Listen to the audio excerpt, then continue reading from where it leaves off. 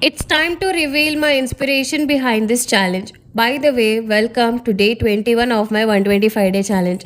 ఈ ఫస్ట్ 21 డేస్ని సక్సెస్ఫుల్గా ఫినిష్ చేసి నా టు డూ లిస్ట్లో దీనికి టిక్ మార్క్ పెట్టుకున్నందుకు నాకు చాలా అంటే చాలా హ్యాపీగా ఉంది. ఇన్ఫ్యాక్ట్ ఈ 21 డేస్లో నేను కాంటెంట్ క్రియేట్ చేయడం స్టార్ట్ చేసిన కాడ నుంచి స్కూల్ ఫ్రెండ్స్ దగ్గర నుంచి ఇప్పుడున్న నా కొలీగ్స్ వరకు ప్రతి ఒక్కళ్ళు కూడా చాలా సజెషన్స్ అండ్ కాంప్లిమెంట్స్ ఇచ్చి నన్ను ఎంకరేజ్ చేశారు. లైక్ వాయిస్ ఓవర్ బాగుంది, సేమ్ ఇలాగే కన్సిస్టెంట్గా చేస్తూ ఉండు, మంచిగా రీచ్ వస్తుంది.